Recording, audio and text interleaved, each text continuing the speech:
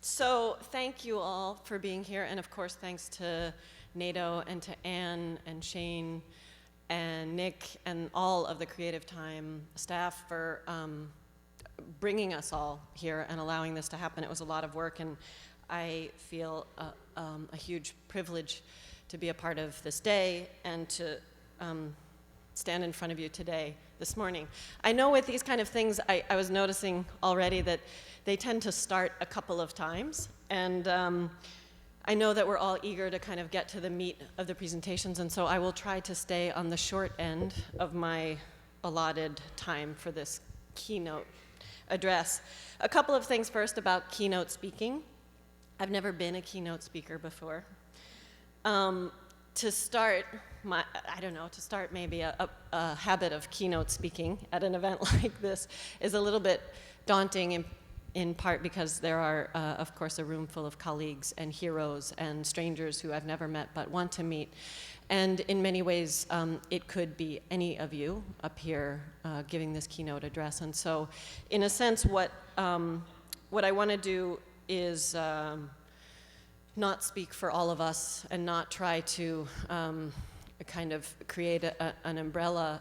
I think that one of the things that's exciting about what NATO has set out is that in my understanding of it, aside from being choreographed into groups, he's really allowing us to shape the day and to fill the content and to fill then the collective sort of shape of how the conversation ensues. So rather than talk about something that I can't yet know, I'm actually going to talk about my own experience with art and politics, and to speak not necessarily autobiographically, but what's more important for me is to speak kind of singularly of an experience, a singular experience of mine to a very specific locale, which is New York City. I wasn't originally a keynote speaker, which means that some of you out there were originally a keynote speaker or two, and you're probably feeling greatly relieved at this moment. When NATO first asked me to participate in the summit, he asked me to be on a panel that's happening later in the afternoon called Ambiguity is My Political Weapon. I don't know if the others of you who are presenting had this experience, but I found myself lingering on my placement in that panel and on its name, NATO. Ambiguity is my political weapon, which of course I kept misremembering as ambivalence is my political weapon. And somehow, even though I was then subsequently invited out of the panel, this idea of ambivalence still haunts my consideration of how and what I can contribute to today's event. Ambivalence, do you have that slide? You can just put that on, and it can run. Ambivalence in the proper sense of the word is not something that I particularly struggle with. I don't find myself dogged by simultaneous and contradictory feelings towards the things that make up my world. I don't generally feel uncertain about what I am doing or which way I am headed. But the condition of ambivalence, of being held in a spot, of resonating or stuttering, as it were, between two positions, is something that I think does animate my understanding of myself as a political person and my construction of what I have come to understand as a kind of generational specificity. By generation, I don't mean my factual age or my birth position.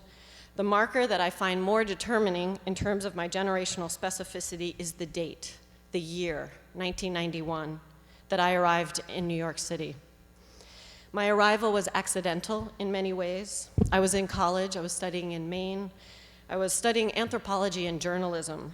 And one semester I became the editor of the school newspaper, and on the recommendation of a friend, I took a dance class as a way to relieve my stress. The only class that fit into my schedule, the only class in the dance department that fit into my schedule was a class called The History of Performance Art. It was taught by a guy named Dan Herlin, a theatrically based performance artist from New York City. Halfway through the semester, I came into one of the classes really, really late, like maybe halfway through the class, because I had just discovered that my plans to study abroad, which had started with an idea to study in Bogota, Colombia, and then Seville, Spain, and then Quito, Ecuador, maybe there is some ambivalence involved, All these plans had surprisingly and very unexpectedly fallen through. I apologized to Dan Herlin for being late, and I explained my situation, and without hesitating, he told me I should come instead to New York, be a rehearsal assistant to him on a piece he was making for a performance at PS 122 in the East Village. And with equal rapidness, for reasons that I can't quite explain, I just said yes. I suppose that one of the things that defines these so-called defining moments in each of our lives is the retrospective belief that it couldn't have happened any other way. So I'll conform to form and say, I can't now imagine coming to New York City in any other way. I arrived in 1991 into the East Village, into the middle of a decidedly political, decidedly feminist, decidedly queer dance, theater, and performance scene. It was a scene full of artists, dancers, actors, directors, singers, musicians, and activists. It was a scene that was queer and queer identified, a scene that was excessive, outrageous, loud, generous, passionate, sometimes smart, sometimes dumb, sometimes brilliant and inspired and breathtaking, but also confounding and angry and crazy and exhausted and at times destructive. It was a scene that was entirely besieged by the trauma and the war, really, the war of the AIDS crisis and the attendant government neglect and societal hysteria. For the first 5 years I was in the city, I spent my days, every day of the week if I could, going to a performance or a dance concert or a play or a drag show or a reading or a film screening. I don't actually remember choosing to go to any specific event over another. I'm not sure that my experience in those first years in the city was motivated or directed by choice. Of course, it was in material fact that I was choosing, but it felt more like I was compelled to go to certain events, to follow certain people, to show up at certain places at certain times. Some of you who know me very well might find this shocking, but I was actually surprisingly quiet in those days. I was so intensely paying attention. I felt I had so much to learn, so much to absorb, that I spent most of my energy watching other people and listening to what they were saying. In 1991, I immersed myself not in art per se, but in a social, communal collective of people who happened to be making art and making performance and making demonstrations, and also in the process helping me form an identity and an understanding of myself. My experience of being in New York in those first few years was not unlike an experience of language immersion. Half the time I didn't know where I was, what I was looking at, or who the people I was watching or listening to were. I remember in 1993 finding myself at PS 122 on First Avenue and 9th Street in the East Village, late at night, in the audience of a serial performance called Hotkeys, created and directed by Jeff Weiss. Weiss's self-described process was that, quote, every week of the run, it happened every Friday and Saturday night starting at 12 midnight. Every week of the run, you would add characters and people until there were as many people on stage, singing, dancing, acting, living, dying, fornicating, as there were in the audience, unquote. There were, at least what felt like, 8 or 9 plots going on each week, the primary one being that of a gay, homicidal serial killer and his father, who was also his boyfriend. The evening would begin and it would go on for 3 hours without intermission. There was a glee club of 15 or so members and an opening and closing song that the entire audience knew by heart and would sing along with Jeff, who would bounce and rush and run around the stage, singing and talking to us and acting his role, which was that of the father. I remember sitting in the audience at the beginning of the show, and Jeff came out, and the music started, and suddenly everyone, I mean literally everyone in the theater, started singing that Carpenter's song, There's a Kind of Hush. You know it? You can sing along if you do. There's a kind of hush all over the world tonight. All over the world you can hear the sounds of lovers in love. You know what I mean? Billy, I'm embarrassing myself. Has anyone seen Hotkeys? Was anyone?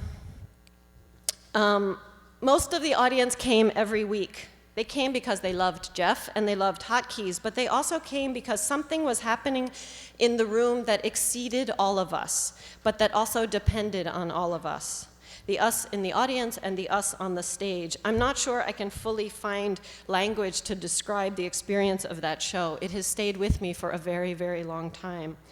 It's not unlike other experiences I had, experiences at demonstrations, some political actions, moments where I am taken out of myself, where I am seized by something that moves me, not emotionally, although emotions are certainly a part of this experience, but rather something that compels me to an even more extended set of actions or commitments. It's this very specific experience of suddenly finding yourself wanting to be a part of an event or a group or a world that you recognize at that very same moment that you are actually a part of. It's an experience, I think, of realizing that you've somehow managed to bring yourself to just the right place, as if you could have done that. It's a kind of ecstatic pleasure in belonging at the exact moment in which you realize you want to belong. This belonging, of course, is never necessarily forever, and it may be very fleeting and momentary, but it's this kind of aligning of the feeling of belonging and wanting to belong that I'm trying to talk about. For the first 5 years I was in the city, I spent my days, every day of the week if I could, going to a performance or a dance concert or a play or a drag show or a reading or a film screening or a lecture. But I also spent weeknights at political meetings. ACT UP, Queer Nation, Lesbian Avengers. I went to a WAC meeting, a WHAM meeting a couple of times. And I also spent some nights and days attending memorial services. In 1991, when I came to the city, there was a fierce, diverse, committed group of people who had formed a movement, of which ACT UP was a part, but not the only part, of AIDS activists who were challenging the city, state, and national governments, who were working almost constantly to organize around a wide set of political and policy goals. This movement had not materialized out of thin air, and it wasn't the only activism happening in the city by any means. But the urgency of the AIDS crisis permeated to greater and lesser degrees every aspect of my early life in New York. And what I think marks me generationally is that in those first years I was in New York, which were deep into the AIDS crisis, before the protease inhibitors, it wasn't my friends who were dying. It was the people I was just discovering, people I was just beginning to model myself after, people I longed to become. Coming to New York in 1991 was like coming into the middle of something, profoundly into the middle of something that was transforming all of our private and public lives. I was going to school in Maine at the time, and so of course, along with all of us, I was already in the midst and in the middle of the AIDS crisis. But I guess what I'm trying to suggest here is that there's a specificity to the experience of the AIDS crisis and AIDS activism in New York in the 80s and early 90s that grabbed me and seized me. And also that the experiences of the AIDS crisis and the AIDS activist movement are differentially shaped by emotional, geographic, social, and political proximity, how near or far you are, or how near or far you choose to be. I had never really thought about my entry into New York City in those terms, but as I was trying to kind of put some language to this experience to talk to you this morning, I realized that coming into the middle of things is actually a very apt way of describing it. Not coming after something, but coming into the middle of it. And when you come into the middle of something, like a bike race, for instance, or a choreographed dance, whether you're a rider or a dancer or you've just come to watch, you have to jump in at that point and go forward, or otherwise you can't keep up. You don't even think to ask, how long have they been dancing? Have there always been 8 of them? When did they start moving in unison? Instead, you accept what is there as if it was always there. Similarly, I never thought at the time that many of the people who I experienced as fully developed and resolved artists and activists had, in some cases, become artists or activists just 2, 3, or 5 years before. As a small aside, I think this form of accelerated becoming, I might call it, moving from like a nascent video maker to an experienced video activist in 1 or 2 years, or from a nascent activist to a skilled and powerful organizer, I think this form of accelerated becoming is a significant part of activism, and particularly a significant part of political, social, and cultural movements that are in response to an urgent crisis. As I grew up and into my life in the city, I came to be friends with many people, some of whom are in this room, who were on the front lines of that crisis. People who lost friends, lovers, and colleagues in numbers more than this room we are in is full. Also, I came to be friends with many people who moved to the city later in the 90s or after 2000, when people with AIDS, if they could afford or access treatment, had the chance to live into old age, and AIDS activism had changed form. And I feel, in some senses, seized between these two experiences. In many small and big ways, I've come to recognize the specificity of my own relationship to and experience of the AIDS crisis as something very specific, and I have recognized the impact that specificity has had on my work and my thinking around history, experience, and what my friend Andrea Geyer recently sort of named for me as being or bearing witness. In many small and big ways, I've come to recognize my generational position as produced by my experience of a specific place, in my case, New York, and at a specific moment in time, for me, 1991 to 1995. I am suggesting the obvious, but I find it profound nonetheless, that we become political, that we become artists in deep relation to precise locations and precise historical conditions, and that these singularities, these precisions linger with us. They're carried along in our bodies. Let me say, while I'm here, one thing about how I perceive history and temporality, how I generally think of these things. For me, a given moment in time, and maybe this is very much because of this experience, for me, a given moment in time is never exclusively its own. I mean this in two ways. First, in the sense that a moment in time is always informed by what comes before it. Political movements are always informed by earlier ones. The AIDS activist movement had been informed by the activism that galvanized around the Supreme Court ruling of 1986 in Bowers v. Hardwick that upheld the constitutionality of the state of Georgia's sodomy law, which made oral and anal sex between consenting adults in private space illegal. And the activism in response to Bowers v. Hardwick had been informed by the activism that came out of the Stonewall Rebellion. And that activism had been deeply informed by the Black Power movement, which had been also informed by the larger civil rights struggle and the struggle for, and the feminist movement, and so on, and so on, and so on. And then secondly, for me, attendant to this is that I think, therefore, of time as both projecting forwards and backwards. And that any moment of time is doing that, is making these reaches in both directions. And so this complicates things, because my own experience as an artist and an activist has been deeply informed by the experience I had of a particular moment in time and space that was, in turn, deeply informed by a myriad of other moments in time and space. And not randomly. I'm not talking about a kind of random operation, but informed through very precise and specific trajectories or cross-currents that we can trace, that can be accounted for. These trajectories or cross-currents of influence or affiliation or affinity produce the conditions in which things happen in our moment. For the first 5 years I was in the city, I spent my days, every day of the week if I could, going to a performance or a dance concert or a play or a drag show or a reading or a film screening or a political meeting or a memorial service. And at all of those events, those of us who chose to be together in relation to that event, were producing something. Producing knowledge or rage or art or politics or all of them together. We existed in differential relation to the things we were producing, but we were all a part of their production. We were all necessary for that process. And while we are in a vastly different moment than the one I've been talking about, and while we in this room have the added challenge of coming together from widely diverse sets of experiences, national, cultural, linguistic, because of this experience I had in the city, in New York City, in the early 90s, I can't help but be attracted to events like today.